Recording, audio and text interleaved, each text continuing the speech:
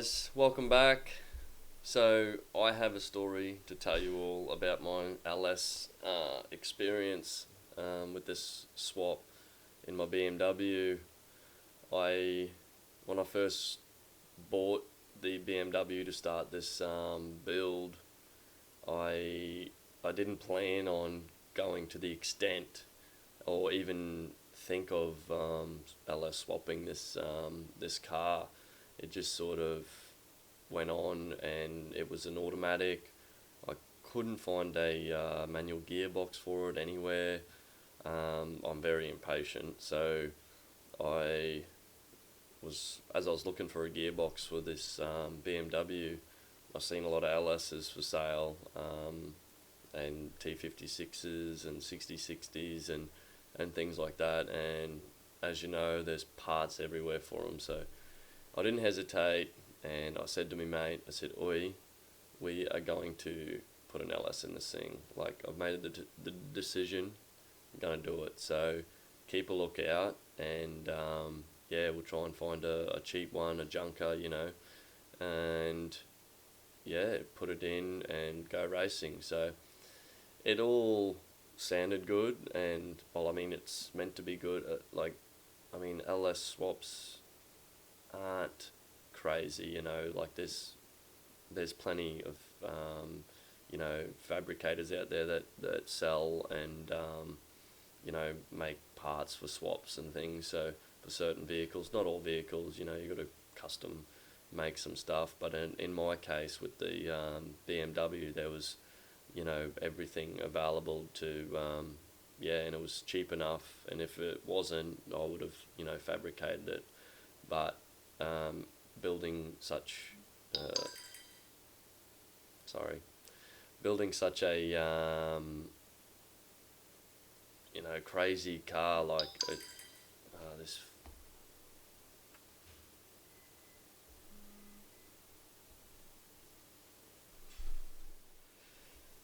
Yeah, it's just a lot. I put a lot of extra effort into this build, and I didn't think it was going to go this far, like with underfoot pedal boxes, big brakes, yeah, the engine swap, the fuel system, um, the aero that I'm doing currently. Originally it was going to just be a basic track car, just get on the track, but I couldn't help myself, and yeah, I want to build something that's just awesome and that'll stick to the ground. So anyway, already had enough on my plate as it was with even swapping the M50 to the LS. So anyway, time went on. I was looking, and I went on Gumtree, and here it was. I found an LS, and I think at the time he had 5,000 on it. So it was it was pretty good. But I thought, oh, I'll offer him a bit less. So I spoke to the guy, and I said, "Oh mate, does it run and all that?" "Yeah, yeah, yeah.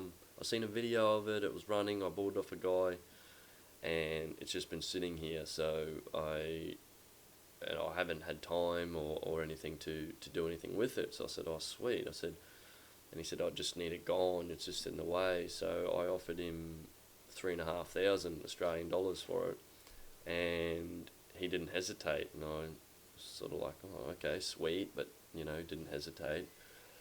And anyway, that was including postage because I'm in North Queensland, and this engine was down in Victoria somewhere. It might have been Melbourne or Adelaide. I'm not too sure. It was over a year ago now. So anyway, got a phone call a week later. We got your pallet here. Are you home? So yep, went home, got the pallet in the shed, and I was excited, like anyone is excited with getting an engine or anything for their race car. You're just like a kid on Christmas. So anyway, I was pumped up, and it had black plastic all over it. So I was unwrapping it straight away, and just looking at it, and I always wanted a V8, and I got one, and always wanted the BMW. I got one, so it's the start of something. And anyway, I was looking at it and I noticed there was no spark plugs in it. And I was like, oh sweet, no spark plugs. So dust, dirt, mud wasp, whatever, moisture. So I looked even closer and whatever, and I noticed one of the head studs were loose. So it was like sticking proud, up off the head. So I was like, oh, that's not good. So I checked some of the others, and they were all loose, all the head studs, and I was like, I am not putting this engine in my car like that. So that put me off straight away. So all that excitement that I had for the swap just went out the drain. I was like, what have I done? So I put the engine on the stand and took the heads off, and holy crap. Lucky I didn't just put this engine in the car. So here's a little video of when I first took the heads off. So as you can see, it's not good. It's got rust in there. All the cylinders they were just marked, and there was rust and just build up of crap. So pretty much the engine was full of water all the way through it, but that's not even the worst part. So it is pretty bad. But so anyway, kept on stripping it apart, whatnot, and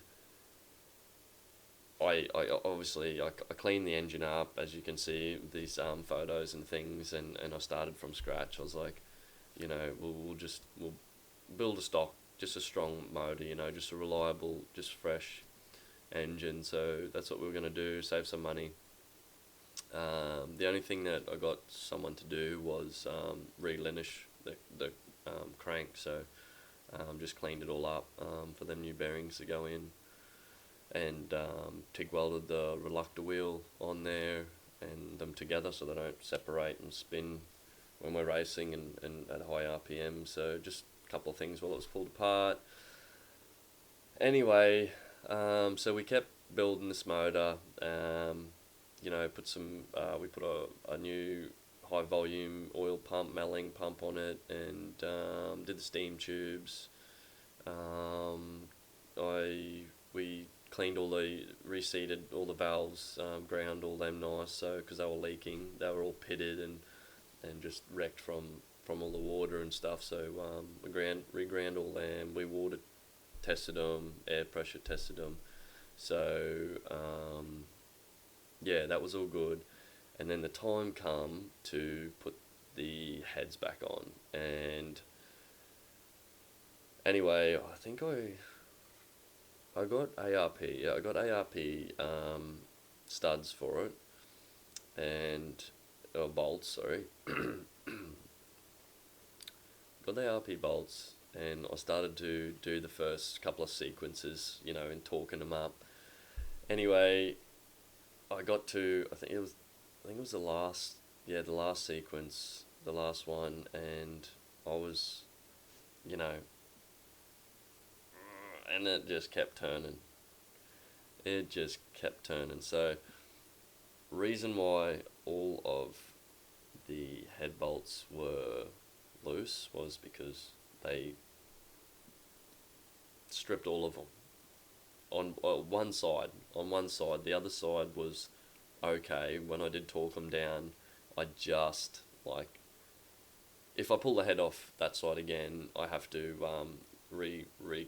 thread all of them. So, and that's what I did to this other side. I put 10 brand new thread inserts in one bank, and I had to order more to do the other side, but I just got it done, so I got away with that.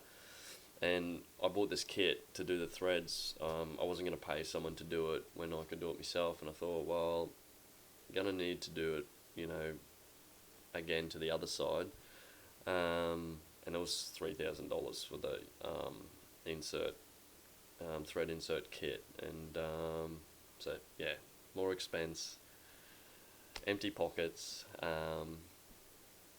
So yeah, we done that, and yeah, I just, you know, you just,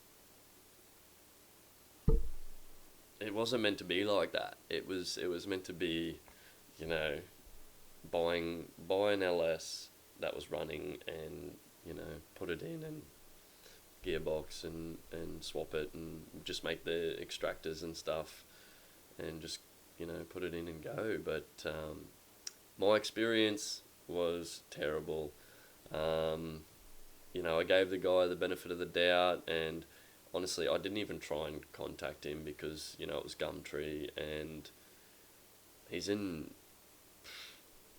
thousands of kilometers away, and there was just no way I was gonna, you know, get me money back. I did, well, never know. I just didn't try, so I just left it, and I thought, well, I'll have a fresh engine anyway, and yeah, at least I know what's going on with it, and how many Ks it's done, and oil changes, and things. So, and in a way, I'm sort of glad that it did happen, so I could, you know, build the engine how I wanted, and it was fresh, and you know, sort of built it so, uh, you know, it would sort of last, and not have a hemorrhage and things like that. So in a way, it was good, but yeah, I just, bringing back some bad memories now. Just them, but just from being so, you know, up here, excited as anything, you know, like a kid on Christmas, like I said, and then just, and then like so much time. I mean, it took months, and like from an engine that was meant to be, you know, 3,500, it ended up costing me, you know, $11,000, the motor. So, you know, if I had bought one for 8 or 10, you know, it would have been quicker. Would have had it running quicker, and things. But I mean, I guess all of this leads to where the car is now, I suppose. I mean, it made me, yeah, think more, do more, and just go all out, and build a wicked track car, race car. So yeah, this is my story about my LS swap, and yeah, the LS swap, when the motor was done, was a piece of cake. You know, the engine mounts that I got from this company, they fit. Everything went in really good. The only thing I had to do was fab up my headers, which, you know, it took, I don't know, 4 days or something, which wasn't too bad. So ah,